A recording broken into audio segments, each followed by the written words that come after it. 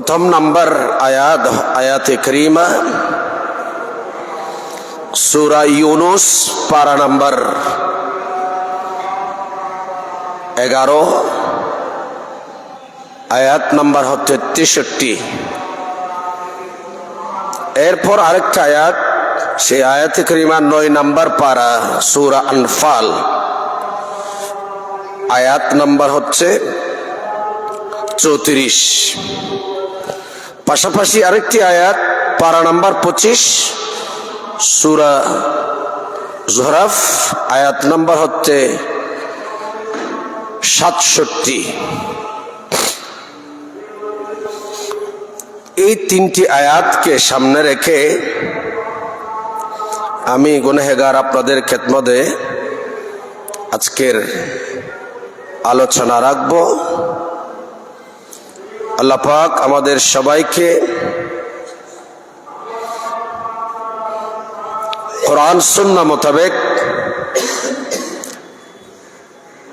বিশেষ করে কোরআন পাকের উপর আমল, রাসূল পাকের সুন্নাহর উপর আমল করার আমাদের তৌফিক দান করুন, আমিন।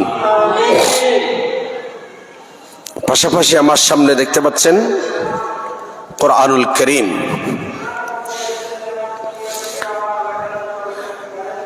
কোরআনে পাকের ভেতর আল্লাহ পাকের কিছু বান্দাদের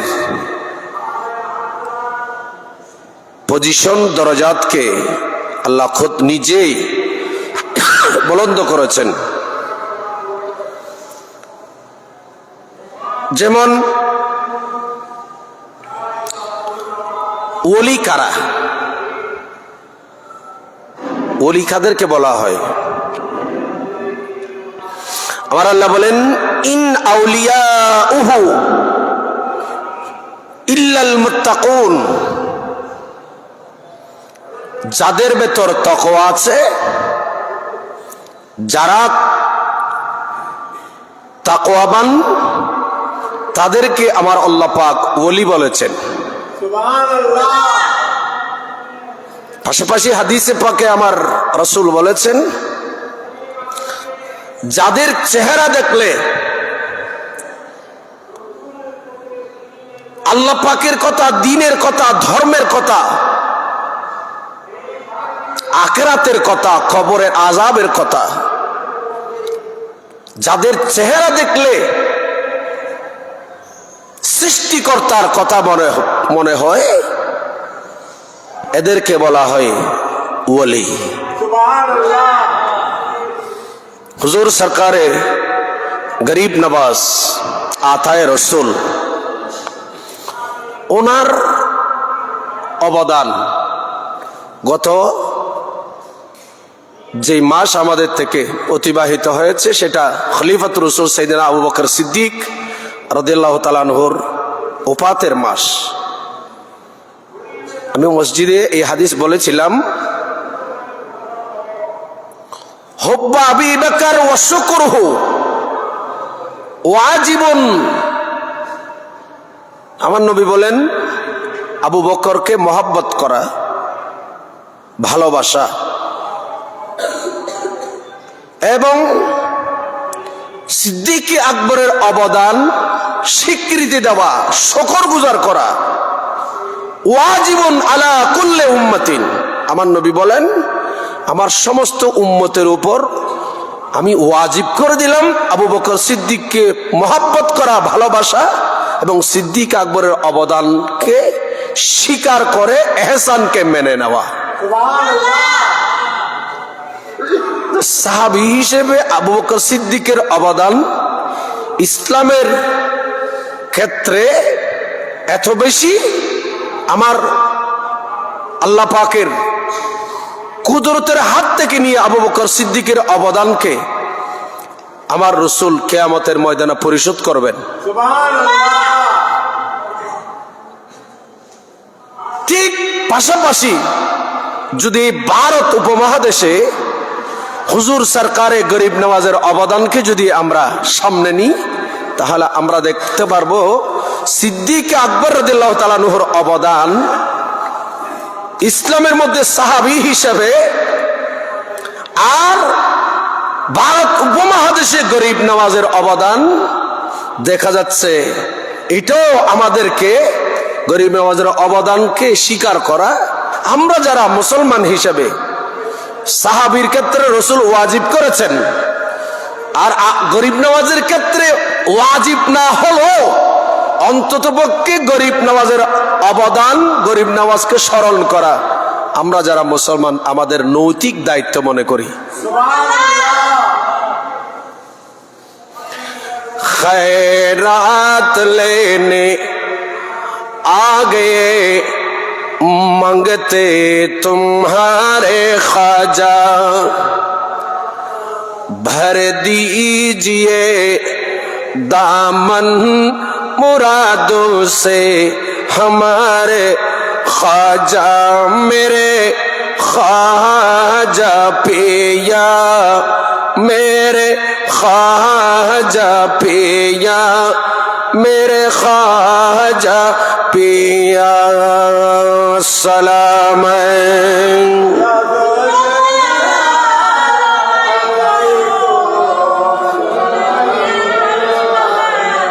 सलाम नूर चश्मे अंबिया।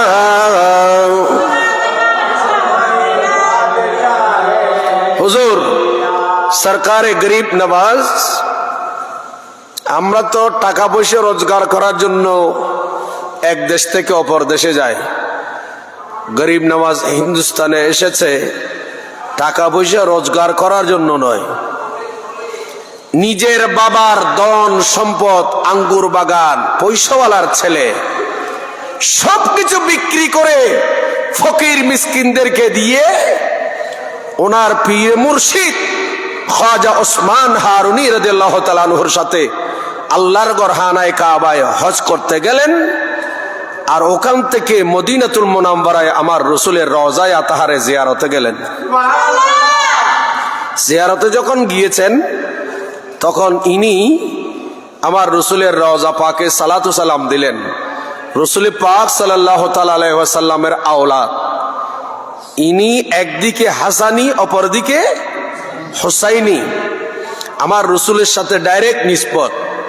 তখন আমার রসুল রওজা পাক থেকে সালামের উত্তর দিয়ে গরিব নওয়াজকে বললেন, হাসান, মদিনা পাকে বসে থাকলে আমার জিয়ারত করবে, আমি রসুলের রওজা পাকের পাশে তুমি কোরআন তেলাওয়াত করবে, মসজিদে নববী শরীফে নামাজ পড়বে, বাকি হায়াত এখানে কাটানোর জন্য চাচ্ছ। আর আমি রসুল, আপনি গরিব নওয়াজকে বলছি, ভারত উপমহাদেশে এখনো তৌহিদের আওয়াজ পৌঁছে নাই, এখনো রিসালাতের আওয়াজ পৌঁছে নাই, এখনো আল্লাহু আকবরের ধ্বনি পৌঁছে নাই, এখনো সেইখানে আজানের ধ্বনি পৌঁছে নাই, এখনো সেইখানে মসজিদ প্রতিষ্ঠা হয় নাই, এখনো সেইখানে দিন, ধর্ম, শরীয়ত, তরিকতের কোনো ছোঁয়া লাগে নাই। মাইনুদ্দিন, আমি রসুল রওজা পাকের ভেতর থেকে আপনাকে হিন্দুস্তানের কিয়ামত পর্যন্ত বাদশা বানিয়ে, রাজা বানিয়ে আমি রসুল আপনাকে হিন্দুস্তানে যাওয়ার অনুমতি প্রদান করছি। আমার রসুল রওজা পাক থেকে বললেন, ইযহাব ইলাল হিন্দ ইয়া মাইনুদ্দিন। সুবহানাল্লাহ বলেন না। ওনার আসল নাম ছিল হাসান। ওনার আসল নাম কি? ওনার আসল নাম মাইনুদ্দিন চিশতি আমরা বলি। এই নামটা আমার দয়াল নবী নামকরণ করেছেন। ওনার নাম, আমার নবী বলেন, যাও ইযহাব ইলাল হিন্দ, হিন্দুস্তানে যাও। হুজুর কেমনে যাব?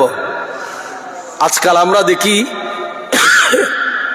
কোন ড্রাইভার রাস্তা না চিনলে, রাতে আমরা মাহফিল থেকে আসতে অনেক সময় রাস্তা ভুলে যায়, তো ড্রাইভার সাহেব এখন গুগলে ম্যাপ দেয়। ম্যাপ নামটা লিখে আমরা কোথায় যাব, ম্যাপ দিলে ম্যাপের মধ্যে কি গুগল, এগুলো মানুষ বানিয়েছেন।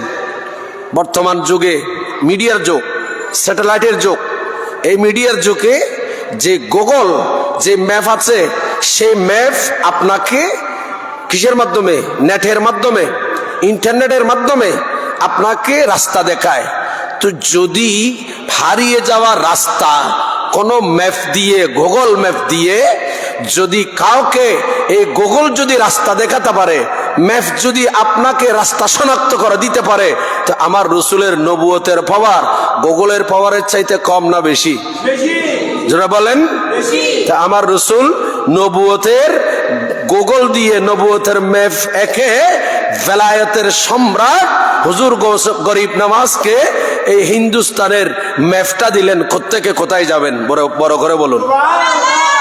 কারণ আমার রসুলের কাছে এই রকম নবুয়তের ম্যাপ আছে, আমার রসুল যেতে পারেন। না হয় কোথায় মিশর, আল আজাহার মিশর, সেখানে ইউনিভার্সিটিতে আল আজাহার ইউনিভার্সিটিতে সেখানে ছাত্ররা বুখারীর দরস নেই, ওস্তাদ আসে নাই। ওস্তাদ যখন আসতে পারে নাই, ছেলেরা বসে আছে, এরা বলেন আজকে রসুলের হাদিস কি না পড়বো? ওস্তাদ কোথায় জানে চলে গেল। দীর্ঘক্ষণ অপেক্ষা করার পর দেখা গেল একজন নুরানি সুরতের মানুষ, মিশর আল আজাহার তখন বিশ্ববিদ্যালয় ছিল না, মসজিদ ছিল, গরিব নওয়াজের মসজিদের মতো মসজিদ ছিল। হঠাৎ করে দেখতে পাওয়া গেল একজন নুরানি সুরতের মানুষ মসজিদের দিকে আগমন করলেন, মসজিদে আসলেন। মসজিদে এসে ওস্তাদ যেখানে বসত সেই জায়গায় বসে গেলেন। বসে ছাত্রদের থেকে জিজ্ঞাসা করে নাই যে তোমাদের পড়া কোত্থেকে শুরু হবে, ওস্তাদ গতকাল কোথায় তোমাদের পড়া শেষ করেছেন? ইনি কিতাব খোলে, বুখারী খোলে, সেখান থেকে পড়া শুরু করেছেন। যখন ইনি হাদিস পড়াচ্ছিলেন, তখন ওনার জবান দিয়ে যে কথা বের হচ্ছে, কথার সাথে সাথে সেখান থেকে মণি মুক্তা বের হচ্ছিল। ছাত্ররা দেখলেন, কিরে এটা কি প্র্যাকটিক্যাল হাদিস পড়ছি না আর কি পড়তেছি? তখন ইনি পড়ানোর পর দীর্ঘক্ষণ ছেলেদেরকে পড়াইয়ে তারপর চলে যাচ্ছেন। ছাত্ররা ওনার আর কারো সাহস নাই ওনার পরিচয় জানার জন্য, নিশ্চয়ই আমাদের ওস্তাদ পাঠিয়েছে মনে হয়। তখন একজন ছাত্র, ইনি খুব একটু সাহসী, হঠাৎ করে যে ওস্তাদ যিনি ওস্তাদের পরিবর্তে সে পড়ায় চলে যাচ্ছেন, ওনার সামনে গিয়ে করজোরে দাঁড়িয়ে গেলেন, হুজুর অনুমতি দিলে আপনার মতে এরকম নুরানি সুরতের মানুষ আমি আমার জীবনে দেখি নাই, আপনাকে নিশ্চয় আমাদের ওস্তাদ পাঠিয়েছেন। ইমাম শাহরানি বলছেন, নিশ্চয়ই আমাদের ওস্তাদ পাঠিয়েছেন, আপনি খেয়ে মেহেরবানি করে একটা আপনার পরিচয়টা আমাদেরকে যদি একটু দিতেন। তখন ইনি বলছেন, বাবা আমাকে চিনা নাই। বলেন আপনাকে না চিনি না বলে তো পরিচয়টুকু জানতে চাচ্ছি, একটু গুস্তাখি ক্ষমা করবেন। তখন বলছেন, বাবা আমি কে জানো? যেই নবীর হাদিস পড়ানোর জন্য তোমরা বসে আছো, তোমাদের ওস্তাদের অপেক্ষায় আছো, আমি হলাম সেই নবী। মদিনাতুল মুনাওয়ারা রওজা পাক থেকে উঠে মিশর আল আজাহার জামে মসজিদে চলে আসছি। আমি রসুল আমার হাদিস তোমাদের ওস্তাদের পরিবর্তে আমি রসুল নিজে এসে পড়াই দিয়ে চলে যাচ্ছি।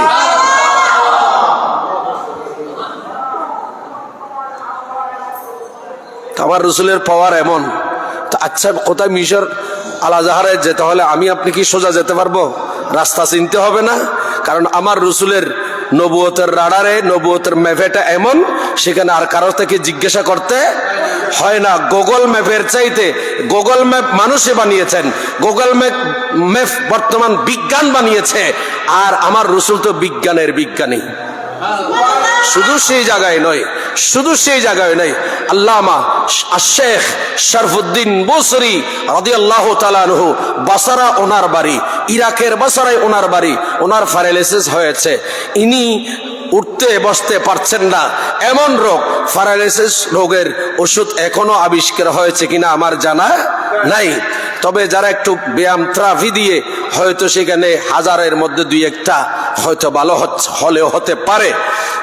ওনার প্যারালাইসিস হয়েছে, একজন বড় আশেক, আমার নবীর বড় প্রেমিক, আমার রসুলের বড় আশেক, একজন উম্মত, তাকে ডাক্তার প্রেসক্রিপশন ফেরত দিয়েছে, আপনাকে দেওয়ার মতো ওষুধ নাই, কোনো ফ্যাক্টরিতে বানানো হয় নাই, আপনি প্যারালাইসিসে আক্রান্ত, আপনাকে আমি কোনো ওষুধ দিতে পারছি না, আপনার এটা আখেরি সময়।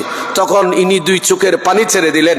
আল্লামা শেখ শরফুদ্দিন বুসরি রাদিয়াল্লাহু তাআলা আনহু, ইনি বলেন, হাই কি করব আল্লাহ, আমার এক পাশ অর্ধাঙ্গ হয়ে গেল, অবশ হয়ে গেল, আরেকটা হাত তো ভালো আছে, অন্ততপক্ষে আমি শুয়ে শুয়ে আমি এই কলমটা দিয়ে রসুলের পাকের শানে কয়েকটা কসিদা তো লিখতে পারি। তখন ইনি কলম নিয়ে যে হাত চলে সে হাত দিয়ে আল্লাহ পাকের প্রশংসা লেখা শুরু করলেন। এই হাত দিয়ে আল্লাহ পাকের প্রশংসা করার পর সেখানে আমার নবীর নাতে মুস্তাফা লেখা শুরু করলেন। সেখানে ইনি আল্লাহর কাছে দোয়া ফরিয়াদ করলেন। লিখতে লিখতে একটা পাণ্ডুলিপি হয়ে গেল, একটা বই আকারে হয়ে গেল। এটা অনেক সময় অনেক জায়গায় আমরা দাওয়াতেও পড়ি। সেই পাণ্ডুলিপিটার নাম হয়েছে কসিদায়ে বরদা। বরদা মানে চাদর। এই কসিদা লিখতে লিখতে একটা পাণ্ডুলিপি হয়ে গেল। এখন সেই অসহায়, সে এখন আমার রসুলের কসিদাগুলা, হামদে বাড়ি তালাগুলা, দোয়াগুলা ইনি পড়তে লাগলেন। শুয়ে শুয়ে পড়তেছে, অর্ধাং নিচে লিখলেন নবীর শানে, লিখে এগুলো পড়তে লাগলেন। হঠাৎ করে দেখা গেল চোখে ঘুম এসে গেছে। হঠাৎ ইনি দেখতে পেলেন আমার রসুল মদিনাতুল মুনাওয়ারা রওজা পাক থেকে উঠে এসে বাসারা শহরে শেখ শরফুদ্দিন বসরি যে কামরায় শুয়ে আছে অর্ধাঙ্গ রোগী, সেখানে আমার রসুল মেহমান হয়ে গেলেন। আমার রসুল আসলেন, আসার পর আমার রসুল একটা চাদর নিলেন। একটা কি নিলেন? চাদর। একটা চাদর আমার রসুল শেখ চাদর কানা শেখ শরফুদ্দিন বসরিকে দিলেন। আমার নবী বলেন, এই শরফুদ্দিন, আমি রসুল বড় খুশি হয়েছি। আমি রসুল তোমার জন্য একটা চাদর আনলাম, এই চাদরটা তুমি নাও। আমার নবী ওনার শরীরের মধ্যে আমার রসুলের নূরানি হাত মোবারক মোছেন করে দিলেন। এইভাবে মুছে দিলেন। মুছে দেওয়ার পর সে এখন হঠাৎ তার চোখ থেকে ঘুম সরে যায়, চোখের পর্দা উঠে যায়। এখন ইনি যা ঘুমে দেখেছে জাগ্রত হয়ে দেখতে পেলেন ওনার পাশে রসুলে পাকের দেওয়া সেই চাদর। ইনি এখন চোখের পানি ফেলে কাঁদে, কারণ ইমাম বুখারী আমার রসুলের এ হাদিস নোট করেছেন। আমার নবী বলেছেন, আমাকে যেই স্বপ্নে দেখবে, আমাকে যে স্বপ্নে দেখবে সেই বরহক দেখলো। মান রানি ফিল মানামে ফাকাদ রাআল হাক্কা ফাইন্না শাইতানা লা ইয়াতামাসসালু বিহি। নবী বলেন, আমাকে যে স্বপ্নে দেখলো সেই বরহক সত্য দেখলো, কেননা শয়তান আমি রসুলের সূরত ধারণ করতে পারে না। সেই বর্দাটা পেয়ে গেল, চাদরটা পেয়ে গেল।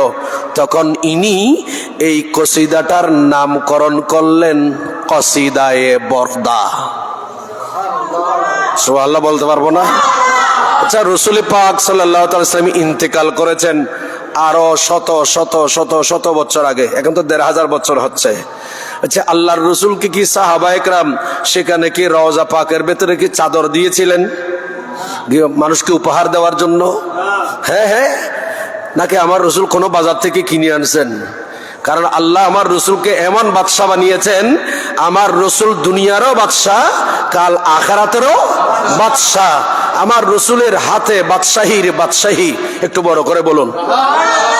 আচ্ছা, আমি বলতে চাচ্ছিলাম ওই কথা, আমার রসুল কি কারো কাছ থেকে ওই যে বসরার শহরে কোন রুমে, কোন জায়গায়, কোন বাড়িতে শায়িত আছেন শরফুদ্দিন বসরি, কারো কাছ থেকে জিজ্ঞেস করতে হয়েছে? কারণ আমার রসুলের কাছে নবুয়তের ম্যাপ আছে। গুগলের ম্যাপের চাইতো গুগলের ম্যাপ হচ্ছে এখন রসুল পর্দা করার ১৫০০ বছর পর। আর আমার রসুলের নবুয়তের এই ম্যাপ আমার আল্লাহ নবীকে বানিয়ে দিয়েছেন ১৫০০ বছর আগে, দুনিয়াতে আসার আগে।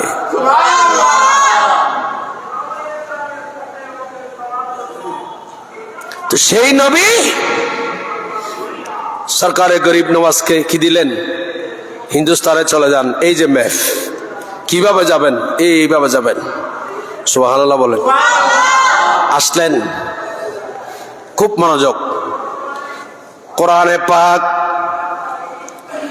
সূরা তওবা শরীফ, হুজুর সরকারে গরিব নওয়াজ হিন্দুস্তানে আসলেন। হিন্দুস্তানে এসে মুসলমান বানালেন। মুসলমান হওয়ার পর যারা কলমা পড়েছে তাদের উপর পঞ্জেগানা নামাজ পড়া ফরজ। কোন ইহুদি খ্রিস্টান বিধর্মী কলমা পড়ার পর সে যখন মুসলমান হয়ে গেছে তার উপর ওয়াক্ত মোতাবেক ফরজ নামাজ পড়া কি? একটু বলি না, ফরজ নামাজ পড়া বাবা ফরজ, জুমার নামাজ ফরজ। মসজিদের প্রয়োজন, মসজিদ নির্মাণ করতে হবে। হুজুর গরিব নওয়াজ তাই করলেন। যেমনি করে আমার নবী মক্কাতুল মুকাররমা থেকে মদিনাতুল মুনাওয়ারায় হিজরত করলেন। হিজরত করার পর আমার নবী একটা মসজিদ নিজের হাতে বানালেন। ওই মসজিদের নাম কোরআনে পাকের মধ্যে আসছে উসসিসা আলাত তাকওয়া। সুবহানাল্লাহ। একটু মহব্বতে বলেন আল্লাহুম্মা সাল্লি আলা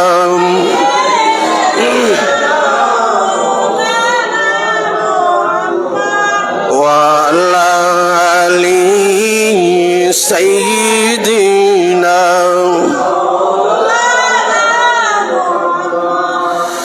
खुदा के फजल से हम पर साया गौसे आज़म का हमें दो नो जहां में है सहारा गौसे आज़म का सलातुन्या अलैकुम।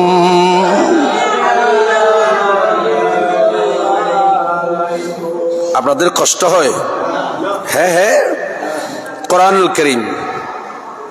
আমার নবী একটা মসজিদ বানালেন। কোরআনে পাক সূরা তওবা আয়াত নাম্বার হচ্ছে 108। আয়াত নাম্বার কত বাবা? 108। এখানে আমার আল্লাহ বলেন লা তাকুম ফিহি আবাদান। এই আয়াতের আগে আরেকটা আয়াত 107 নম্বর আয়াত, ওখানে আমার আল্লাহ বলেন ওয়াল্লাযীনা ইত্তাখাযু মসজিদান দিরারাও। এই দেখেন কোরআন শরীফ, খুব মনোযোগ। আমার নবী মসজিদে কুবা, এই মসজিদে কুবার বিপরীতে মুনাফিকরা একটা মসজিদ বানালেন। এই মসজিদের নাম কোরআনে আসছে দুইটা মসজিদ। এই দুইটি আয়াতের মধ্যে দুইটা মসজিদের কথা আমার আল্লাহ বলেছেন। ওয়াল্লাযীনা ইত্তাখাযু মসজিদাও দিরারাও ওয়া কুফরাও ওয়া তাফরীকাম বাইনাল মুমিনিন। ইত্তাখাযা ওয়াল্লাযীনা ইত্তাখাযু মসজিদাও দিরারাও, মুনাফিকরা একটা মসজিদ বানালো, ওই মসজিদের নাম মসজিদে দারার। মসজিদের নাম কি? একটু কথা বলেন আমার সাথে। মসজিদে দারার। ওয়া কুফরু ওয়া তাফরীকাম বাইনাল মুমিনিন, মুমিনদের মাঝে মুমিনদেরকে পৃথক করার জন্য এই মসজিদটাকে বানানো হয়েছে। এই মসজিদের নাম মসজিদে দারার। একটু জোরে বলবো না নাউজুবিল্লাহ? আমি কি বানাই বলতেছি? আমার সামনে কোরআন, কত নাম্বার পারা, কত নাম্বার আয়াত, সূরার নাম কি তাও বললাম। ও এরপরের আয়াত, পুরো ঘটনা তো সংক্ষেপে বলা সম্ভব নয়। আমার আল্লাহ বলেন এই মসজিদটা বানালো মুনাফিকরা। আমার নবীকে দাওয়াত দেবে, নবী যাবে, ষড়যন্ত্র করে রসুলে পাককে মক্কা শরীফে তো আক্রমণ করে নবী পাককে, সফল হয় নাই। তো মদিনা শরীফে যখন নবী হিজরত করে চলে গেলেন, কাফেররা কিছু সংখ্যক মুসলমান সেজে মুনাফিক হয়ে এই মসজিদটা বেঁধে নবীকে দাওয়াত দিয়ে নিয়ে গিয়ে মুসলমানদের মধ্যে ঐক্যতা বিনষ্ট করবে এবং নবীর উপর হামলা করে নবীকে দুনিয়া থেকে শেষ করে দেবে। কি করে দেবে? এরপরে কি বলতেছেন পরের আয়াতে? ইয়া রাসূলুল্লাহ, আপনি মসজিদে দাঁড়াবেন না কখনো। সুবহানাল্লাহ বলেন। ওই মসজিদে দাঁড়াবেন না। ওয়ালা তাকুম ফিহি আবাদা, আপনি কখনোই মসজিদে দাঁড়াবেন না। মসজিদে দাঁড়ারে লা মসজিদুন উসসিসা আলা তাকওয়া, একটু বড় করে সুবহানাল্লাহ বলেন। এই যে এখানে মসজিদে উসসিসা আলা তাকওয়া বলেছেন, এই যে তাকওয়ার উপর ভিত্তি যে মসজিদ, সেই মসজিদটার নাম হচ্ছে বর্তমান যেখানে 2 রাকাত নামাজ পড়লে একটা উমরার সওয়াব। এটা মদিনা শরীফে, এই মসজিদের নাম মসজিদে কুবা। ইবনে মাজাহ শরীফে হাদিসে পাকে আসছে, সহিহ হাদিস, সহিহ হাদিস, সহিহ হাদিস, 2 রাকাত নামাজ পড়লে একটা উমরার সওয়াব। এটা আমার নবী মদিনা শরীফের যে ফজিলতে নবী দোয়া করেছেন, আল্লাহ তুমি মক্কাতে যা দিয়েছ মদিনাতে তার ডাবল দাও, মদিনা শরীফে তার ডাবল দাও, নবী দোয়া করেছেন। আচ্ছা, এই যে 2টা মসজিদ, তাহলে বোঝা যাচ্ছে একটা মসজিদ আসলে বাস্তবে নামাজের জন্য নয়। আল্লাহ রসুলকে সেখানে আল্লাহ ডাইরেক্ট যেতে নিষেধ করেছেন। ইসলামের শুরুতে যেরকম মুনাফিকের মসজিদ, সাহাবী ঈমানদারের মসজিদ যেমন, ঠিক তেমন এরকম মুনাফিকের যুগ যুগ ধরে মুনাফিকের অবস্থা চলতে আছে। বলেন না? নাই?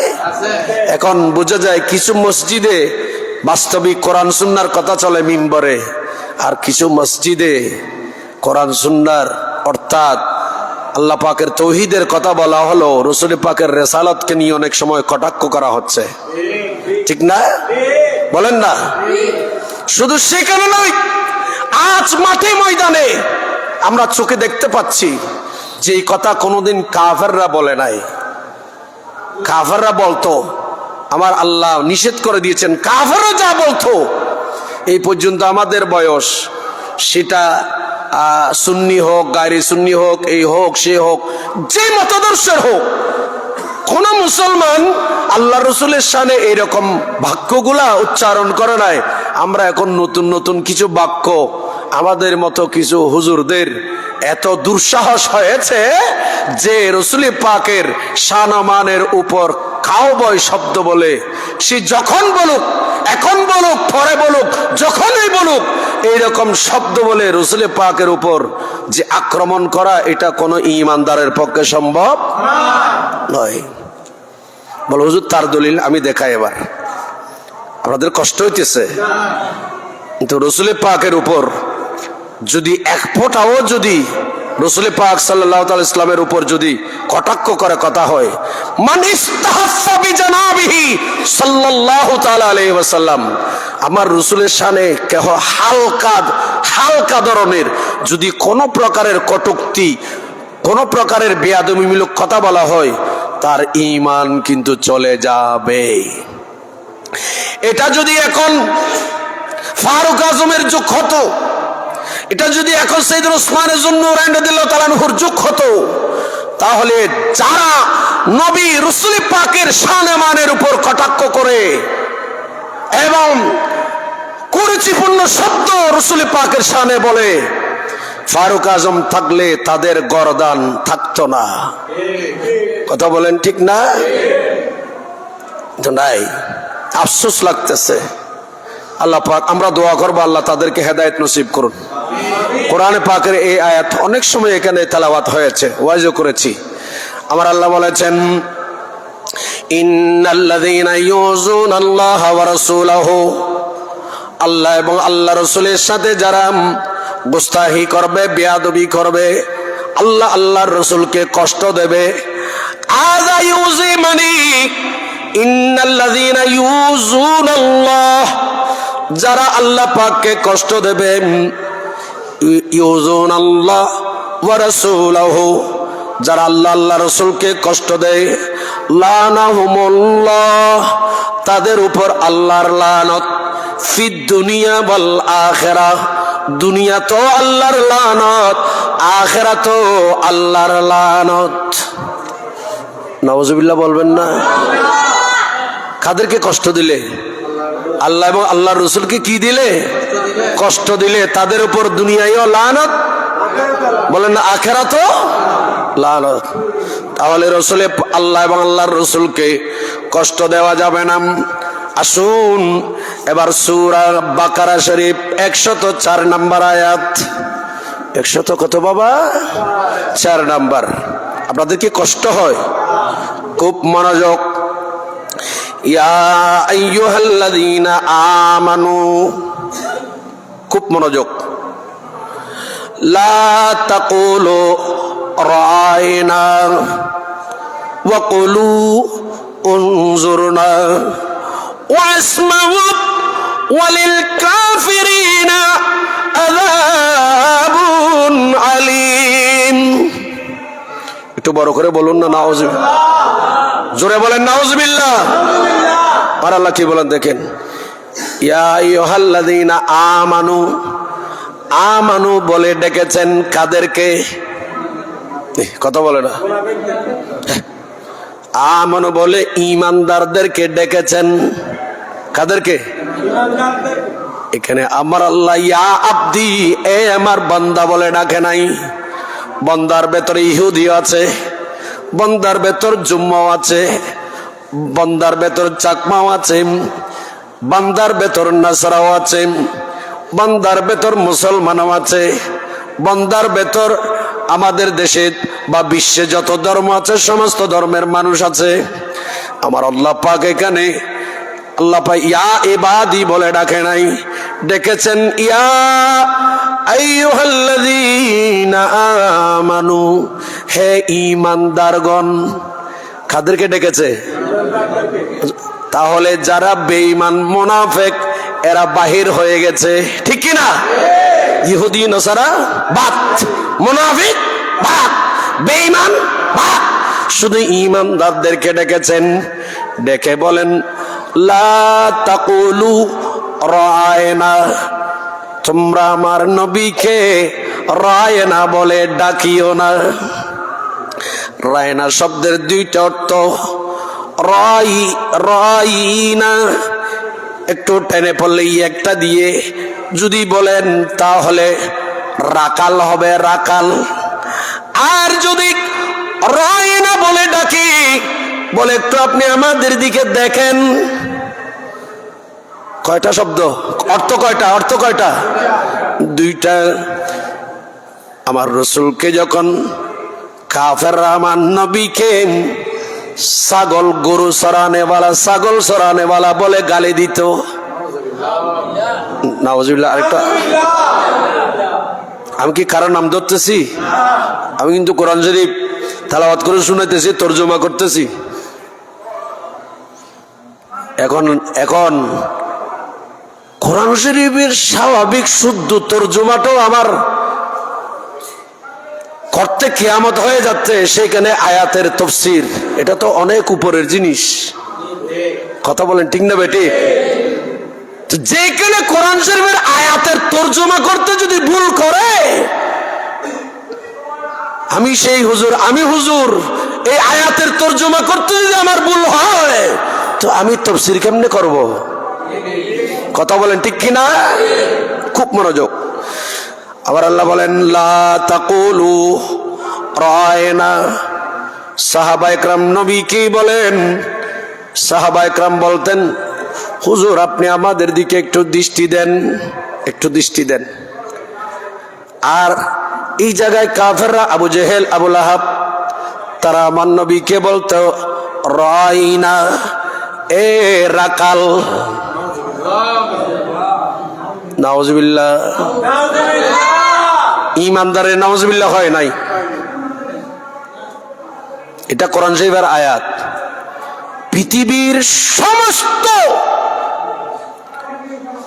আলেম, উলামা, হাফেজ, গাজী, মুজাহিদ, সমস্ত ওলি, গৌস, কুতুব, আবদাল, আওতাদ, আখিয়ার, সাহাবী, তাবী, নবী, রাসূল, সবাইকে এক পাল্লায় রাখলে আর কোরআনুল করিমকে যদি আরেক পাল্লায় রাখা হয় কোনটা ভারী হবে? জোরে বলেন। এটা কার বাণী? এখানে কাগজগুলো হচ্ছে মখলুক, সৃষ্টি, আর কোরআন এটা সৃষ্টি নয়। একটু বড় করে বলবেন না সুবহানাল্লাহ। এখন আফসোস, আলাউযুবিল্লাহ, আস্তাগফিরুল্লাহ, এমন জামানায় এসে গেছি আমি যেই হুজুরের বক্ত সেই হুজুর ভুল বললো বলতেছি যে না আপনার ব্যাখ্যা বশুদ্ধ, কোরআন একটা বাদ দিয়ে আমি হুজুরের বক্ত হইয়া আমারটাই শুদ্ধ মনে করতেছে। এটাই কিয়ামতের আলামত। আফসোস, খুব কষ্ট। ঈমান রাখা বড় কষ্ট হবে। সাহাবীরা নবীকে বলতেন হুজুর একটু আমাদের দিকে একটু নজর করেন, আর কাফেররা নবীকে বলতো রায়না বলে গালি দিয়ে ডাকতো কি? রাকাল। কি ডাকতো? এই জন্য আমার আল্লাহ এই আয়াতে নিষেধ করেছেন ঈমানদারদেরকে, লা তাকুলু, এই ঈমানদার তোমরা বলো না রায়না, আমার নবীকে রায়না বলিও না। ওয়াকুলু, তোমরা বলো উনজুরনা ইয়া রাসূলুল্লাহ, আপনি একটু আমাদের দিকে সুনজর সুদৃষ্টি দান করুন। নবীকে রায়না ডাকতে নিষেধ করেছেন কে? বলেন না। আর সেইখানে যেই গণনা হোক, সে সরকারি হোক বেসরকারি হোক আলিয়া হোক কমে হোক, যেই হুজুরে বলুক আমার রসুলকে যেই ডাকবে রায়না বলে, কাউবয় ডাকবে, রাকাল বলে ডাকবে, তার ঈমান ক্যান্সেল। কারণ আল্লাহ যেটা ডাকতে নিষেধ করেছে আপনি যখন সেটা দেখেছেন তখন আর ঈমানদারের ভেতর আপনার অংশগ্রহণ। সোজা কথা কোরআন, সেখানে আপনার ঈমান, আপনি হারেস হয়ে গেছেন আমানু শব্দ থেকে। আল্লাহ ডাইরেক্ট নিষেধ করেছেন। আচ্ছা, আল্লাহর নিষেধ মানবো? এই বলেন না। আল্লাহর আদেশ নিষেধ মানা আমাদের উপর ফরজ। আমাদের উপর কি? বলেন না, আমাদের উপর। সে যে হোক, আজকাল দেখতেছি অনেকে জিকির করতেছে রাখালের বেশে, তারপর কি মা খাদিজাতুল, ওই রাখালের বেশে হালিমাতুস সাদিয়ার ঘরে রাখাল বেশে রসুল গরু চড়াইছেন। এই শব্দ বলে, শ্লোক বলে যারা জিকির করতেছে তাদের ঈমানও শেষ। যারা কাউবয় বলে নবীকে ডাকছে তাদের ঈমানও। ফতোয়ার কিতাব, ফতোয়া দিলে তো আপনারা ফতোয়া আওয়াজ বলেন, তো ফতোয়া তো কোরআন শরীফ থেকে আসছে। কথা বললা কোত্থেকে আসছে? তো ফতোয়া যদি না থাকে এই দেশে ফতোয়ার ডিপার্টমেন্ট কেন আছে? আমরা পড়েছি 2006-07 মুফতি ডিপার্টমেন্টে আসবাব ওয়ান নাজায়ের কিতাব। আমরা পড়েছি ফতোয়ায়ে বাজ্জার, ফতোয়ায়ে তাতারখানি, এগুলো ফতোয়ার কিতাব। ফতোয়ায়ে বাজ্জার এবং আল আসবাব ওয়ান নাজায়ের, এই কিতাবগুলো থেকে ফতোয়া এক জায়গায় জমা করেছেন আমার আলা হযরত। এই কিতাবগুলো থেকে ফতোয়া এক জায়গায় করেছেন ফুকাহায়ে কেরাম। আমার রসুলের শানে যদি কেহ হালকা পরিমাণ কটূক্তি করে তার ঈমান শেষ। সে তওবা করলো, তার তওবা কবুল হবে। ফার্সিতে একটা কথা আছে, বা মোহাম্মদ হুশিয়ার, আল্লাহর হক নষ্ট করেছেন, বেয়াদবি করেছেন, গুস্তাহি করেছেন, তওবা করলে আল্লাহ চাইলে। কিন্তু নবীর ব্যাপারে আমার নবী মাফ না করলে আমার আল্লাহ মাফ করবে? যারা নবীর শানে বেয়াদবি করে, রাসূল পাকের শানে যারা বেয়াদবি করে, এ ফতোয়ায়ে কাজিহা, ফতোয়ায়ে তাতারহানিয়া, ফতোয়ায়ে বাজ্জার, আল আশবা ওয়ান নাজায়ের, এগুলো ফতোয়ার কিতাব। ওখানে বড় বড় ইমামগণ ফতোয়া এনেছেন, নবী পাকের শানে যারা বেয়াদবি করবে তাদের স্ত্রী তালাক। তারা ইন্তেকাল করলে বড় আলেম দিয়ে জানাজা পড়াবে না। তারা ইন্তেকাল করলে মুসলমানদের কবরস্থানে দাফন করবে না। তারা ইন্তেকাল করলে এদেরকে গরু, ছাগল এবং কি সেখানে কুকুরের কথাও এসেছে, আলাউযুবিল্লাহ, মারা গেলে যেমনি ওই যে গর্তের মধ্যে ফেলে দেওয়া হয় এরকম ফেলে দেওয়ার কথা বলেছেন। একটু জোরে নাউযুবিল্লাহ বলবেন না? একটা বই হয়তো পাবেন বাংলাতে, আপনাদেরকে দেখাই দিই। আমাদের বর্তমান জামিয়ার যিনি প্রিন্সিপাল মহোদয়, ইনি লিখেছেন 2001 সালে, আজ থেকে 24 বছর আগে। পাবেন কি জানি না, আমাদের ওস্তাদ লিখেছেন, আলা হযরতের মূল কিতাবখানা। নবীর সাথে বেয়াদবি, গুস্তাখির শাস্তি। প্রিয় নবীর শানে বেয়াদবি বা গুস্তাখির শাস্তি শাস্তি কি? একটা এই বইয়ের প্রচ্ছেদের মধ্যে একটা রশিও আছে, ফাঁসি দেওয়ার জন্য একটা রশি লাগে না, আছে। আপনারা বড় কিতাব তো পড়তে পারবেন না, আশবা ওয়ান নাজায়ের, ফতোয়ায়ে তাতারহানি, ফতোয়ায়ে বাজ্জার বুঝবেনও না, আর কিতাবে গুলো এখানে পাবেন কিনেও সন্দেহ আছে। অন্ততপক্ষে এই বইটা যদি মার্কেটে পান একটু নিয়ে পড়িয়েন। আর যদি কারো লাগে, এখানে নামাজের পর যদি কারো লাগে, আমার এখানে প্রস্তাব আছে, আমি আপনাদেরকে 2 পৃষ্ঠা দিতে পারবো, আমার মোবাইলে আছে। অন্ততপক্ষে বাংলা তো পড়তে পারবেন। আজকে সেই জন্য শুনেন, সূরা তওবা আরেকটা আয়াতে যাই, আপনাদের কি বিরক্ত লাগে? আল্লাহুম্মা সাল্লি আলা মাওলানা মুহাম্মাদ ওয়া আলা দিনাম। আল্লাহ কোরআনে পাঠালেন নবীকে চেনাতে, দুনিয়া বানালেন নবীর শান বুঝাতে। সালাতুন ইয়া কুম।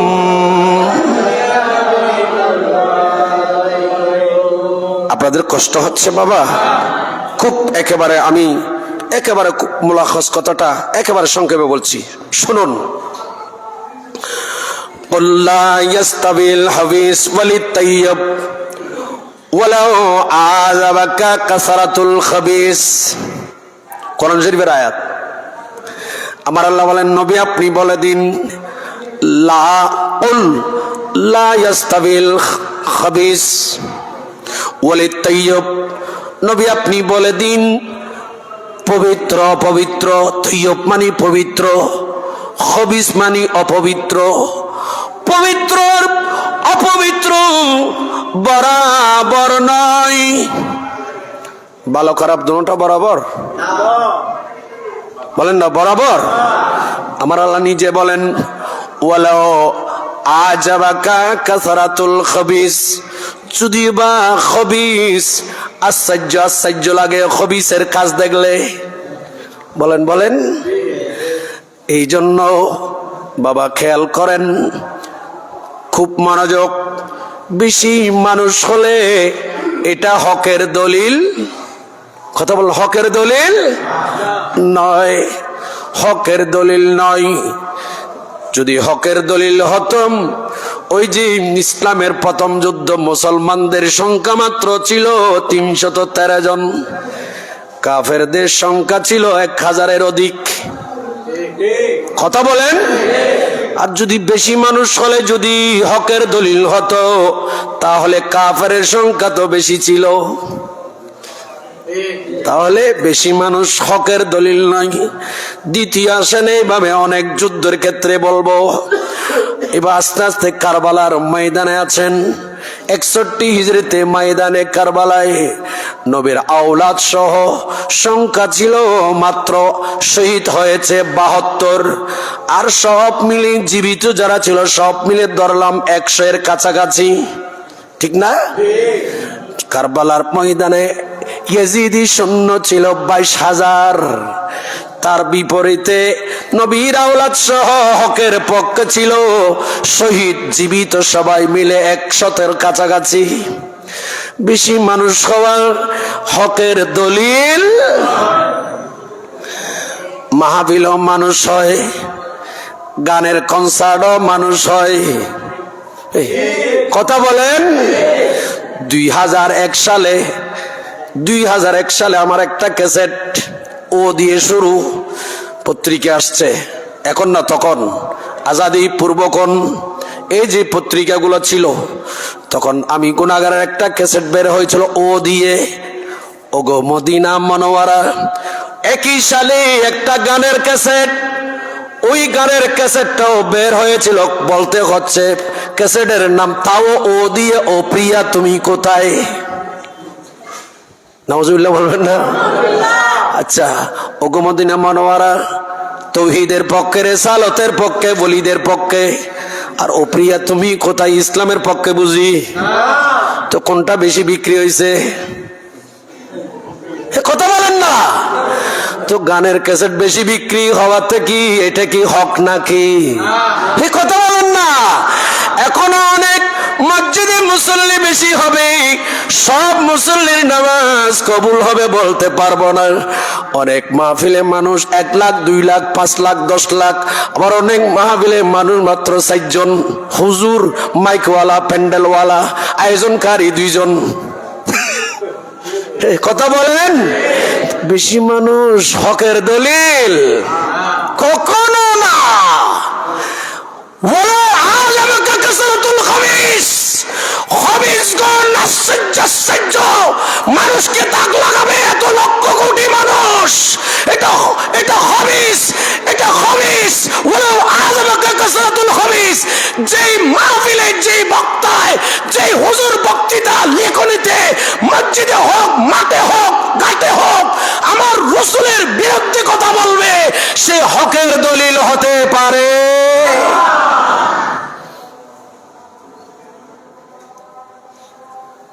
আল্লাহ আমাদেরকে হেফাজত করুন, আরো জোরে বলুন।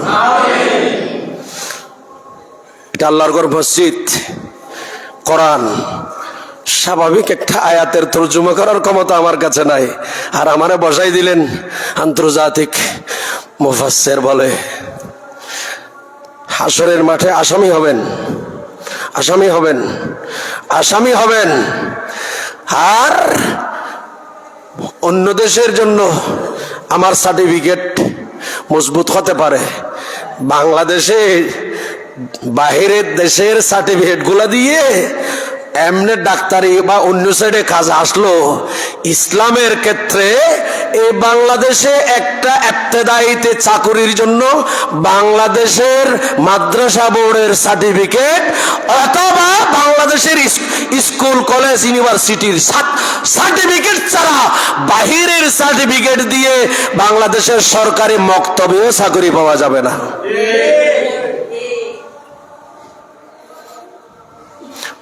রাসূল পাকের কাছে যাওয়াটা শিরিক, বেদাত, কেন যাব? হ্যাঁ, এরকম ফতোয়া দেওয়া। আবার দেখা যাচ্ছে যে মিশর, কায়রো জাদুঘর আছে না, জাদুঘরে ফেরাউনের লাশ দেখতে যাওয়ার ক্ষেত্রে ফতোয়া আসে না। মদিনা শরীফে জিয়ারতে যাওয়ার যখন কথা বলা হয় তখন বেদাতের ফতোয়া আসে। ফেরাউনকে চাচা বলবে কে? মুসলমান, কোন মুসলমান কি ফেরাউনকে চাচা বলতে পারবো? বলেন। আমার নবী বলেন মান তাশাব্বাহা বিকওমিহি ফাহুয়া মিনহু। আপনি গায়ককে আপনি কি করছেন? তাকে অনুসরণ করে, সে যেমনি কাপড় পরেছেন আপনিও পরতেছেন, সে সিরে তালি দিয়ে ফ্যান পরছে আপনিও পরতেছেন। একজন নায়িকা কাপড় সিলালেন, রং ডং ভালো লেগেছেন, আমার বোন সিলেছেন পড়তেছেন।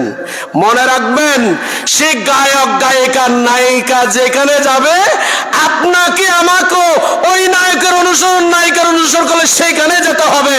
আর আমার রাসূলের অনুসরণ করলে নবী বলেন আমি যেখানে উম্মত সেখানে যেতে পারবা। এখন তো আমরা নবীর অনুসরণ বাদ দিয়ে নায়ক নায়িকা ব্যক্তি বিশেষের অনুসরণকারী হয়ে গেছি। আমার কথা কষ্ট পাইতেছেন? আমি কাকে অনুসরণ করব বলেন? জোরে বলেন না, কাকে? আমার নবী বলেন আমার সুন্নতকে অনুসরণ করো। আমার সুন্নতকে অনুসরণ করলে মাই ফিল জান্নাহ, আমার সাথে জান্নাতে যাবা। আমাকে ভালোবাসো, আমার সুন্নাহ আমার চরিত্রকে ভালোবাসো। আমি রাসূল কি রকম পোশাক পরেছি সেরকম পোশাক পরো। আমি নবী রাস্তা হাঁটার সময় কোন পাশে হেঁটেছি সেটা অনুসরণ করো। আমি নবী মানুষের সাথে কেমন আচরণ করেছি সেরকম আচরণ করো। আমাকে মহব্বত করলে মাই ফিল জান্নাহ, আমার সাথে জান্নাতে থাকবা। আর নায়ক নায়িকা ব্যক্তি বিশেষ অনুসরণ করলে এরা যেখানে যাবে আপনাকেও সেখানে যেতে হবে। ওয়া আখিরি দাওয়ানা আলহামদুলিল্লাহি রাব্বিল আলামিন। ওয়াসসালামু আলাইকুম।